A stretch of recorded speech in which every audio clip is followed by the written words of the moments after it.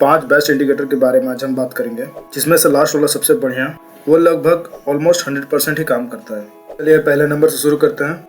Moving average, ये बहुत common है और बहुत वाइडली यूज होता है। जब भी कोई ट्रेडर बनता है एक न एक बार वो यूज करता ही करता है इसको। इसके साथ एक प्रॉब्लम है, ये इंट्राडे ट्रेडर्स के लिए उतना काम नहीं आता। ये मेनली काम आता है इन्वेस्टर या फिर स्विंग ट्रेडर्स के लिए। ये आपको लेट एंट्री देगा और लेट एग्जिट देगा। अगर आप ऑप्शन बाइंग में हैं तो यह लेट होने का मतलब भारी नुकसान, और वो नुकसान की भरपाई आपके प्रीमियम डीके से होगी। अगर ये इंट्राडे में काम भी आता है तो 10 में से 1 या 2 बार। अगर आप इंट्राडे कर रहे हैं तो मूविंग एवरेज आपको बड़ा एसएल देगा। एसएल जितना छोटा कर सकते हैं उतना बेहतर है। अब जबरदस्ती भी छोटा नहीं करना है, सही टेक्निकल रीजन होना चाहिए छोटा होने के। दूसरे इंडिकेटर की तरफ बढ़ते हैं, वो है आरएसआई, रिलेटिव स्ट्रेंथ इंडेक्स। ये भी काफी पॉपुलर है। ये मोमेंटम को रिप्रेजेंट करता है। 70 के ऊपर ओवरबॉट, 30 के नीचे ओवरसोल्ड। ओवरबॉट का मतलब यहाँ ज्यादा खरीदारी हो चुकी है, अब कोई बायर इंटरेस्टेड नहीं है बाइंग करने में। ओवरसोल्ड का मतलब यहाँ ज्यादा बिकवाली हो चुकी है, अब यहाँ कोई सेलर बेचने के लिए तैयार नहीं है। आप इस पे 3 तरीके से ट्रेड कर सकते हैं। पहला, 50 पे एक लाइन ड्रॉ कर दीजिए। जैसे 50 को नीचे से तोड़ के ऊपर तरफ निकले तो आप एक बाइंग अपॉर्चुनिटी ढूंढें, वहाँ पे बाय करें। और जब भी लाइन ऊपर से नीचे 50 को तोड़े तो आप एक सेलिंग अपॉर्चुनिटी ढूंढें, वहाँ पे सेल कर सकते हैं। दूसरा तरीका है, जब भी ये ओवरबॉट के जोन में जाए, मतलब यहाँ से अब और बायर इंटरेस्टेड नहीं है और बाइंग नहीं होगी, तो आप वहाँ पे सेलिंग की अपॉर्चुनिटी देखें। और जब भी ओवरसोल्ड के जोन में आए तब आप वहाँ पे एक बाइंग अपॉर्चुनिटी देखिए, क्योंकि अब यहाँ से सेलर उतने इंटरेस्टेड नहीं है सेल करने के लिए। तीसरा तरीका है डाइवर्जेंस। जब भी प्राइस लोअर लोज बनाते जाए और आरएसआई हायर लोज बनाते जाए, तब उस पॉइंट पे आप एक बाइंग अपॉर्चुनिटी देख सकते हैं। और जब भी प्राइस हायर हाइज बनाते जाए और आरएसआई लोअर हाइज बनाते जाए, तब वहाँ आप सेलिंग की अपॉर्चुनिटी देख सकते हैं। क्योंकि देखिए आरएसआई मोमेंटम रिप्रेजेंट करता है। जब प्राइस हायर हाई बनाते जा रही है और मोमेंटम देख रहे हैं कि वो हायर हाइज नहीं बना पा रही है, तो मतलब यहाँ मोमेंटम ढीला पड़ रहा है। बायर्स में अब उतनी ताकत बची नहीं है, तो इसीलिए वहाँ पे हम सेलिंग की अपॉर्चुनिटी देखेंगे। तीसरे इंडिकेटर है वीवैप, वॉल्यूम वेटेड एवरेज प्राइस। इस तरह का मूविंग एवरेज ही है, लेकिन इसमें वॉल्यूम इंक्लूडेड है।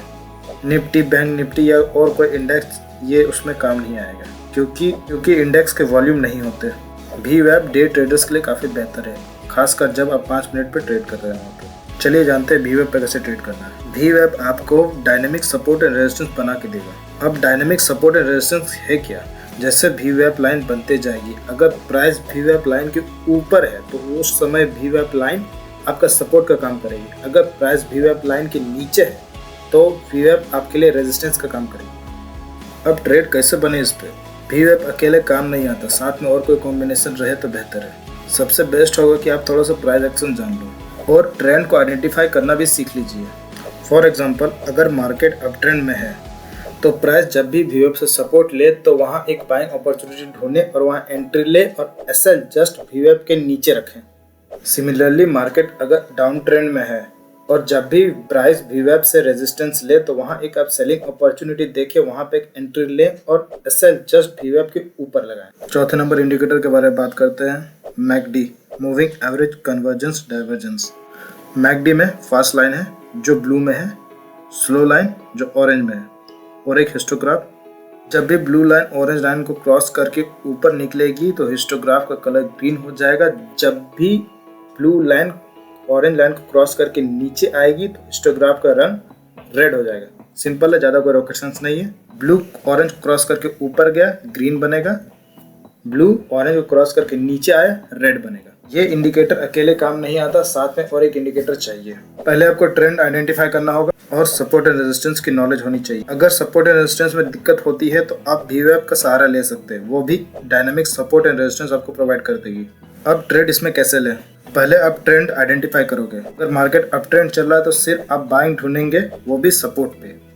कौन सी सपोर्ट? हमारी वीवैप वाली लाइन। जब भी हिस्टोग्राफ ग्रीन बने, यानी ब्लू लाइन ऑरेंज लाइन को क्रॉस करके ऊपर जाए, एक नोट कीजिएगा, जब भी वो लाइन क्रॉस करे वो 0 के आसपास ही होना चाहिए। ऊपर हो चाहे नीचे हो, लेकिन 0 के नज़दीक ही होना चाहिए। जब भी ब्लू लाइन जब ऑरेंज लाइन को क्रॉस करे, हिस्टोग्राफ ग्रीन बने और प्राइस वीवैप पे सपोर्ट ले, वहाँ पे एक एंट्री बनेगी और एसएल जस्ट सपोर्ट या वीवैप के नीचे। सिमिलरली, जब ब्लू लाइन ऑरेंज लाइन को क्रॉस करके नीचे जाएगी और प्राइस रेजिस्टेंस लेगी वीवैप पे, तो VWAP पे एक सेलिंग अपॉर्चुनिटी मिलेगी, वहां पे एक एंट्री बनेगी और SL जस्ट VWAP के ऊपर। दोनों ही सिनेरियो में टारगेट एटलीस्ट 1:2.5 का। जितने भी इंडिकेटर अभी तक हमने बात किए सारे के सारे लैगिंग इंडिकेटर है, जो पीछे के डाटा को लेके आगे प्रोजेक्ट करने की कोशिश करते हैं। ये जितने भी इंडिकेटर है ये उतने एक्यूरेट होते नहीं है, बहुत ही कम ट्रेड देंगे और SL ज़्यादा दे देंगे आपको। इंडिकेटर का दिक्कत ये है कि वो कोई भी इंडिकेटर अकेले कुछ नहीं कर सकता, साथ में और एक कॉम्बिनेशन कुछ करना पड़ता है इंडिकेटर के साथ, तभी वो काम करता है। एक्यूरेसी फिर भी उतनी अच्छी नहीं मिलती है। इस प्रॉब्लम को सॉल्व करने के लिए हम 5वें पॉइंट की तरफ बढ़ते हैं। अपना 5वां इंडिकेटर वो है प्राइस एक्शन। ये कोई इंडिकेटर नहीं है, ये एक तरीका है बेहतर ट्रेड करने का।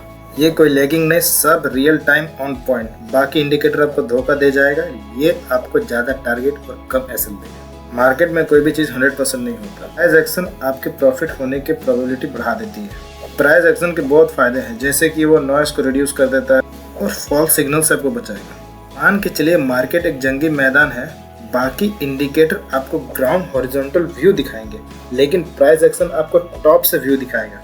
मार्केट का पूरा सेंटिमेंट आपके आँख के सामने होगा।